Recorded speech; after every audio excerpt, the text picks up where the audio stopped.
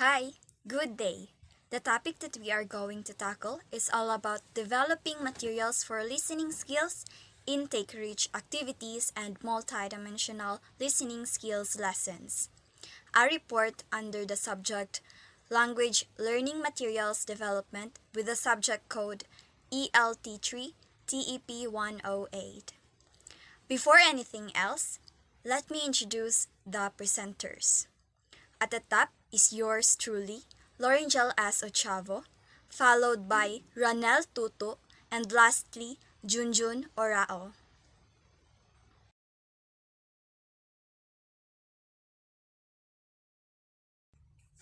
Despite numerous articles published over the past 25 years describing and illustrating systematic methods for improving foreign language learners' listening skills, in particular, Anderson and Lynch in 1988 and many more, little has changed in that time about the type of listening exercise offered in the large amounts of frequently used course books. According to Field, 1998, the typical textbook provided the following stages in a listening task are the following: pre-listening, it is for context and motivation; extensive listening, questions to establish the situation; preset questions or preset task; intensive listening, review of questions or task; and inferring new vocabulary or examining of functional language.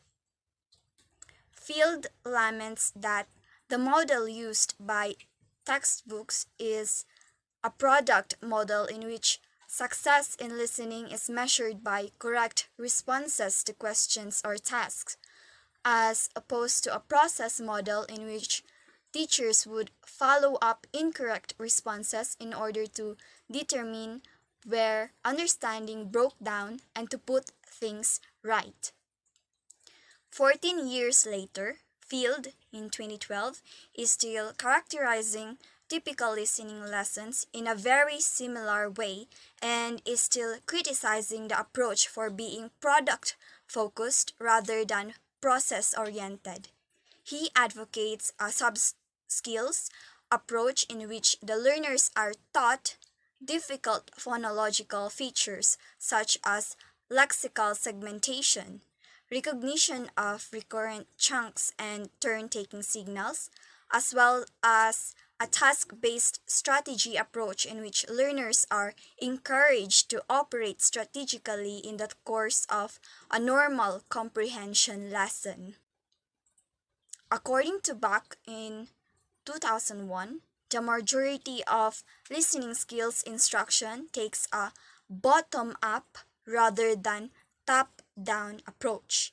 He indicates that by this, there is an emphasis on understanding of the tiniest components of the incoming sound stream, like phonemes or specific words, rather than more general concerns like general knowledge or life experience.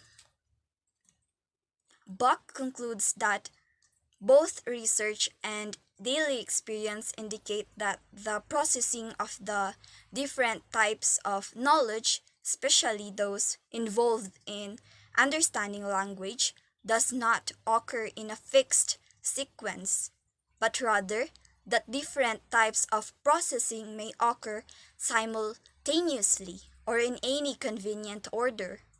Thus, syntactic knowledge might be used to help identify a word.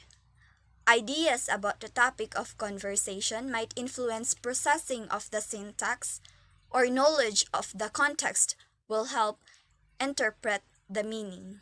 It is possible to be systematic about teaching listening skills, to develop lists of listening subskills that need to be practiced, and to find suitable pedagogic vehicles for such practice, as suggested by Field and Bach, Roast, 1991 and White in 1998 in the recipe books of listening activities.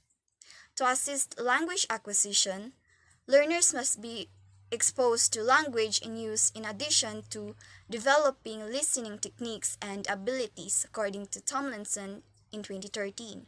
One of the greatest ways to do this is through extensive listening, which is a task that is frequently skipped over by course books and instructors.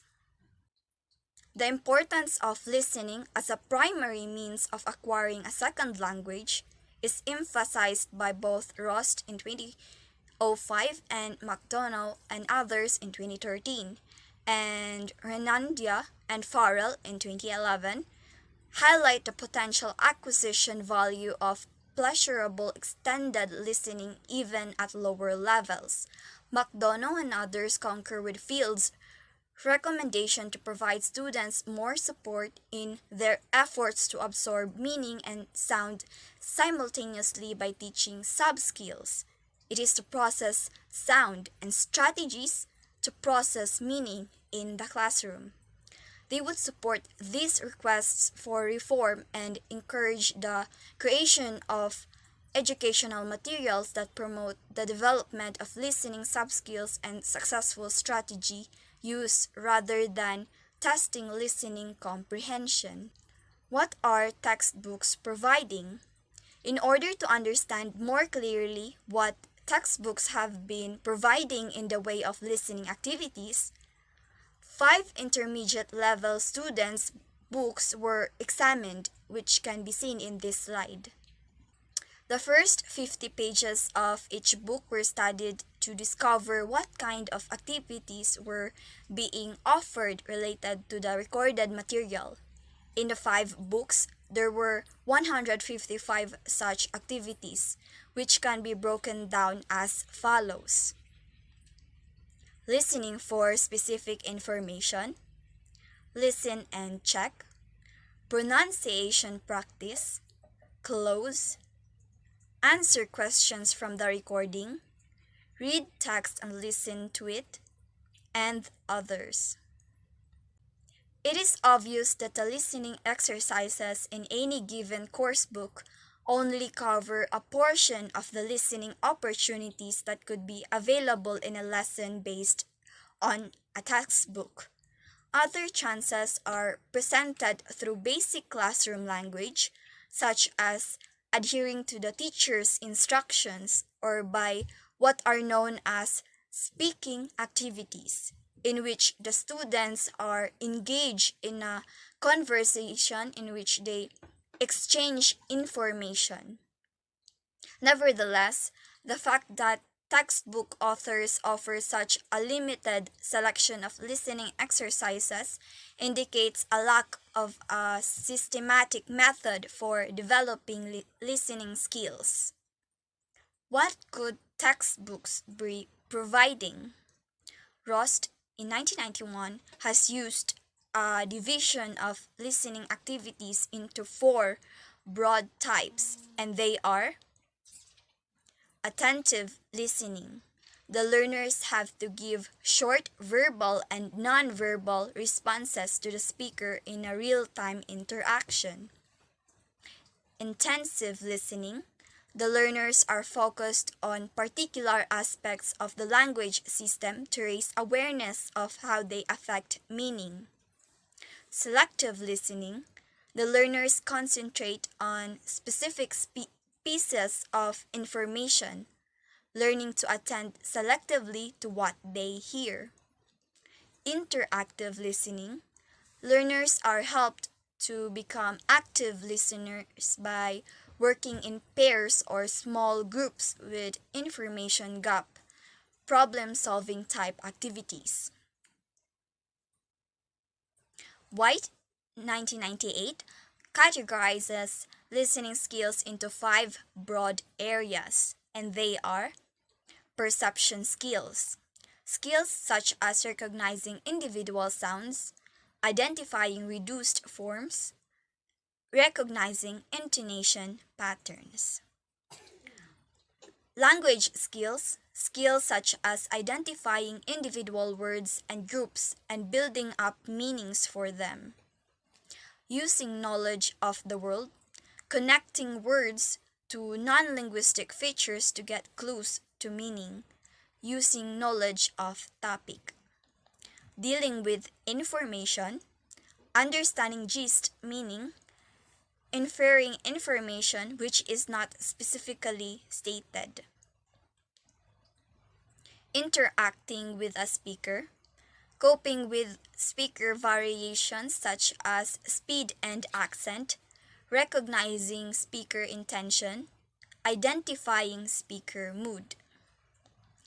Both authors then go on to offer a broad range of recipes for activities which can be adapted to all levels by grading the text and or the tasks. Back in 2001 cites a number of taxonomies of listening skills which can also be used or amalgamated to provide a principled listening skills syllabus. Were course books to be written using such systematic approaches to listening, they would be doing the language learning and teaching community a great service. We are now on suggestions for additional approaches to developing materials for listening skills. Sources of input. On a cassette or CD-ROM, scripted dialogues or monologues are delivered by native speakers in most course books as the primary spoken input. In contrast, face-to-face interactions with other non-native speakers of the language serve as the majority of speakers of a foreign language primary source of spoken information in daily life. However, this face-to-face contact is often incidental or even despite the course book and usually takes place during activities in which the main pedagogic goals involve the development of speaking skills. It is rare for course books to include listening activities which feature interaction with a teacher and or other learners. It is also rare for course books to include listening activities in which the speakers are from outside a cassette or CD-ROM and the classroom. And yet, it is easy enough in most learning situations for speakers or interactants to be invited into the classroom or for arrangements to be made for learners to participate in listening activities outside the classroom. For example, in one language school in Cambridge, teachers from 3 different classes used to interact live in front of all 3 classes at the start of a listening lesson, and then the learners would go back to their own classroom for their follow-up activities. It would not be too difficult for course books to supplement their listening activities with activities which make use of the following as sources of input. They are the teacher, other teachers, other learners in the class, learners from other classes, invited outside speakers, people the learners have phoned, official speakers in public places, people interviewed by the learners, discussion groups outside the school, videos from courses and from the web.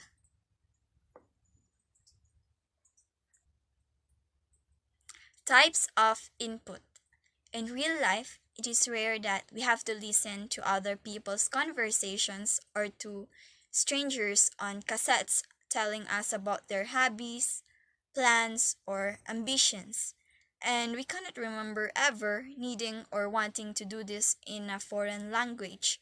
Yet, listening to other people's dialogues and listening to short monologues from strangers are the most frequent sources of spoken input in most course books. It would be great to see consideration given in materials development to the sorts of listening events that speakers of a foreign language are likely to need or want to participate in, and much more thought given to the roles that the foreign language speaker might have to play in these events. Only then learners will be able to develop useful listening skills. Seeing much more time given in materials to sources of input which have the potential to facilitate language acquisition means making a greater effort to find or develop listening texts which have relevance to the learner, which have affective appeal, and which have the potential to engage the learner both cognitively and emotively, and it also means involving the learner actively in the listening event, either as an interactant or as a listener with a need and purpose. For my last topic to cover, here are the additional types of relevant input.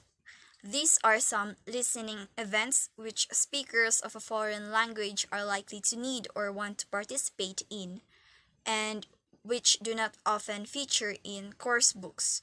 And they are being taught to do something which they need or want to do, being taught about something which is useful or interesting, teaching somebody else to do something and listening to their questions and requests for clarification, taking part in discussions with friends about topics of interest and concern, taking part in emphatic communication, listening to questions about what they need or want, listening to announcements and listening to information, listening to advertisements, listening to radio programs for enjoyment or information, listening to music for enjoyment, watching TV and films for enjoyment,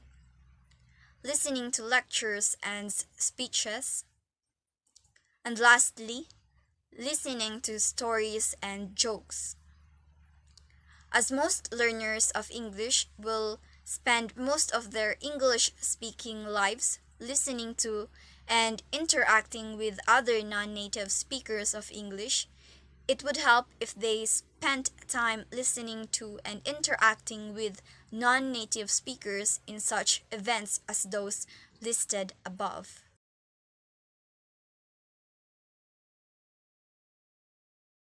Good day everyone, I am Ranel A. Toto and today I'm going to tackle about the three topics which are the first one is the intake reach activities, the second one is the ways of facilitating intake, and the last one is the ways of developing listening skills. So please bear with me and as of the moment and happy learning everyone. Intake rich activities, ideally what learners need to listen to is the target language being used in text, which are effectively and cognitively engaging in ways which facilitate intake. That is according to Tomlinson 2013. Listening activities which have potential for achieving rich intake of language could include: first one is to listen to the teacher who reads poems, short stories, extracts from novels, and etc. These are an activity which could be used for at least 5 minutes at the beginning of every lesson. The second one is to listen to a group of teachers acting a scene from a play. The third one is to listen to the teachers telling jokes and anecdotes. The next one is to listen to the other learners reading poems, telling jokes and anecdotes, and etc. But only if they have prepared and practiced for it. The next one is to listen to the other learners reading aloud text which they have enjoyed studying. The next one is to listen to the other learners doing a prepared presentation on something which really interest them, especially if the learners have a choice of presenters to listen to. The next one is to watch sports events, news events, documentaries, and etc. Which with commentaries in the target language, of course. And the next one is to listen to the presentations, discussions, or debates on the controversial topics relevant to the learners. And the next one is to engage in discussion with their peers on controversial topics. The next topic is the ways of facilitating intake. Just as when we read our language 1, we listen to our language 1 in multidimensional ways. That is according to Masuhara and Tomlinson. That is, we do not only decode the words, but instead we use sensory imaging, especially visual imaging. To represent utterances, we use our inner speech to repeat some of the utterances we hear and to talk to ourselves about what we hear. We connect what we hear to our lives and to our knowledge of the world, and we respond effectively to what we hear. That is according to Tomlinson and Avella. In other words, we create our own multidimensional mental representation of what we hear, which converges with the representations of the other language 1 listeners in relation to the literal meaning of the spoken text, but diverges in relation to our own needs. Also wants, experience, and attitudes. In this way, we maximize the possibilities of rich and relevant intake and of the retention of features of the input which are salient to us.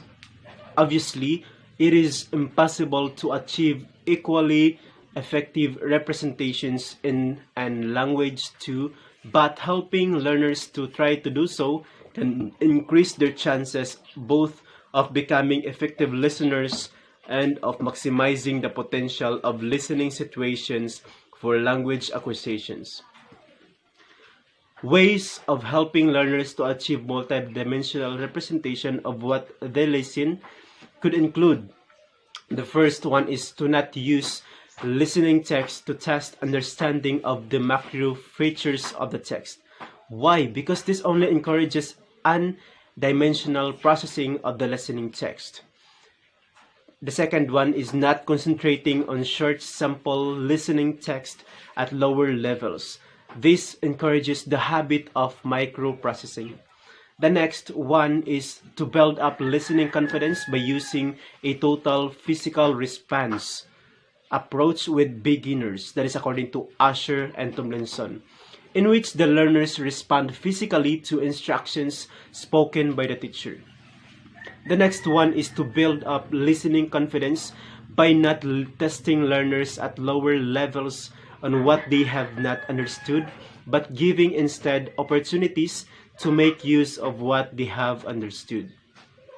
Or retelling, for example, retelling a story to someone who has not heard it. So the next one is to get learners to analyze what they do when listening experientially and the language 1, and then encourage them to try listening in the same ways when experiential listening is appropriate in the language 2.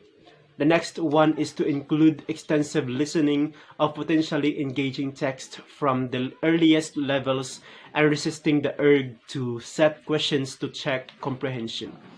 Next one is to facilitate experiential listening by providing whilst reading tasks which encourage sensory imaging, the use of inner speech, personal connections, and of course the effective response.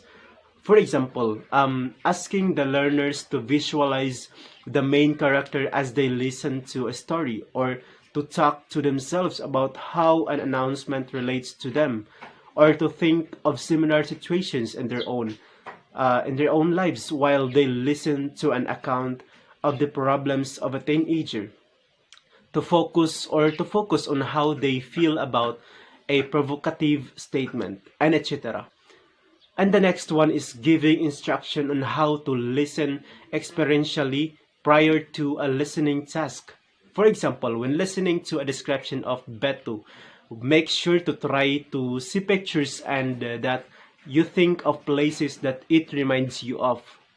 The next one is encouraging the teacher and the learners to tell anecdotes about their own experiences in relation to the topic of a lesson. And the next one is to set a homework task which involve learners listening experientially. It may be live or recordings to text which appeal to them.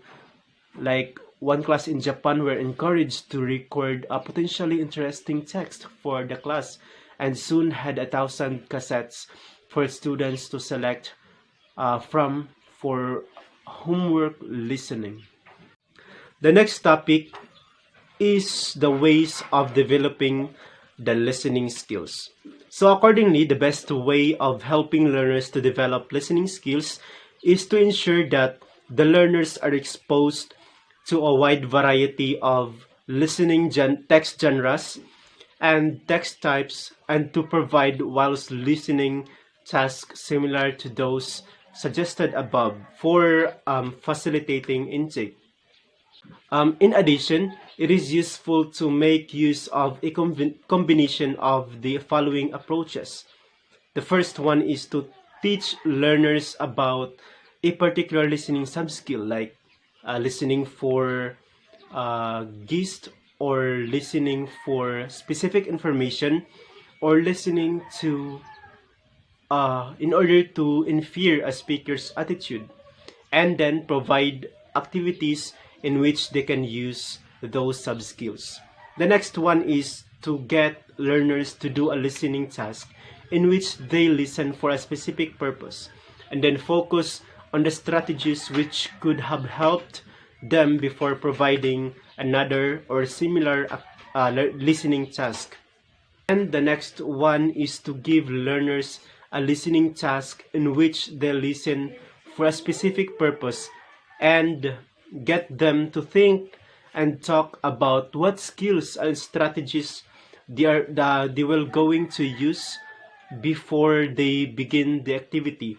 And then the last one is to give learners a listening task in which they listen for a specific purpose and get them to think and talk about what problems they had with the activity before providing guidance and setting them another similar activity.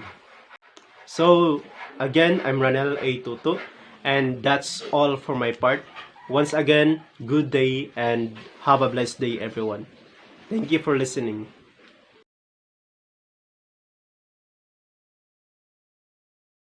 Pleasant day to everyone. I'm Arao Junjun, and to this video, I'm going to discuss the example of multidimensional listening skills lessons.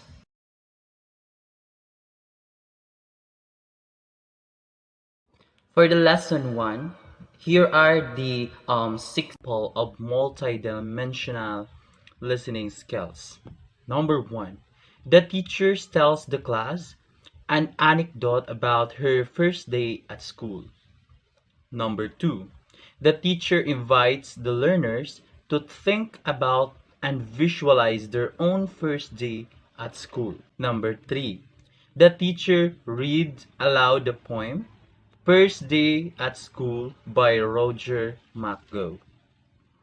Number 4, an invite speaker, either a teacher from another class or a guest, tells the class about his or her experiences of a particular activity: mountain climbing, appearing on stage, driving a car. Number 5, the learners ask the speaker questions about the experiences. Number 6, the teacher tells the class that they are going to visit a country in Africa called Vito, as this will be the first time that any of them have visited Vito. The teacher is going to play them a recording which gives information about the country. They should listen to the recording and note down anything which they think is useful or interesting. They are told they will travel to Vito together, but that after the first day, they will split up into smaller groups who will go off to different parts of the country. Number 7. The teacher tells the learners to look at the photographic of different parts of Vito in their course book, and some of the beaches, some of the mountains, and some of the game parks. Number 8. The teachers plays the recording. 9. Each learner decides where they want to go in Vito and what they want to do. Number 10. The learners walk around the classroom telling each other their decision in 9 above. In the 9, teacher learners decides where they want to go in Vito and they want to go. So they are going to decide or to have a decision making where they want to go. Number 11. The learners form groups who want to go to the same place and to do similar things. So they are going to do similar things where they are wanted to go. Number 12. The groups plan their trip to Vito using the headings provided in the course book: clothes to take, other things to take, health precautions, other things to be for the trip, things to do in Vito, things to be careful of Vito, and the itinerary in Vito. Number 13. The teachers plays the recording again. So the teachers are play again the video. Number 14. The group makes revision for the plans in 12. So they are going to have the plan. Number 15. The teacher tells the class that for homework, each one of them should imagine their trip to Vito. She warns them that some of the information on the recording is not completely reliable. Number 16. The teacher reads the poem First Day at School again and tells the class where they are confined in their course book so that they can read it for the homework. So this example of multidimensional listening skills lesson is every situation is connected to each other. They are connected to what would be the plan, what would be that students want to do, and what the teachers must to do. Example of dimensional listening skills lesson, and it's a first day of school. It's a story of first day of school by Roger Matko, and the students know in their assessment they are going to read again the poem about the first day of school as to be part of their homework. Now let's move on to lesson 2. So our lesson 2 is connected to the lesson 1. So number 1, the learners set their groups from lesson 1 and tell each other about their imagined trip. So in lesson 1, to visit in Vito is just an imaginative. It's in the story of the first day of school. So the students are going to imagine that they are visited in Vito. Number 2, each group decides on a group version of the trip, ideally with lots of interesting and anticipated events, and prepares a presentation of their trip. So they are going to present their imaginative work about visiting in Vito. Number 3, Each group gives a presentation on their trip to the rest of the class for or in a very large to groups who have been different places.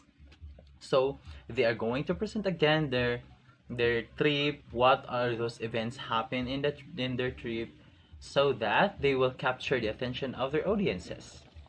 So number 4, new groups are formed and each group is given the task to writing the script for a more reliable and useful introduction to Vito. So the students are going to write a script about their trip. So it's so amazing and so interesting. Number 5.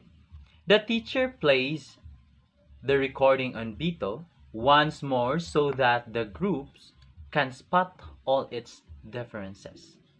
So it's play again the recording so that they can also give or capture any information with that video. Number 6, the groups write their scripts and possible and record them. So they're going to write.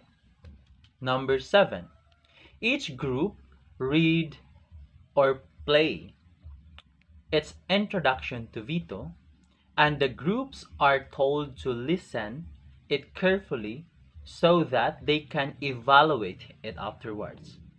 So they are going to present what are those things they are write in their script, or what are the things they are going to play they're going to play. Number 9, after the presentations, the scores are added up and a winner is declared. So I think this presentation is just like a culminating activity where the students are presented their work or presentation by their critical thinking skills in the way they use their knowledge about those things. Number 10.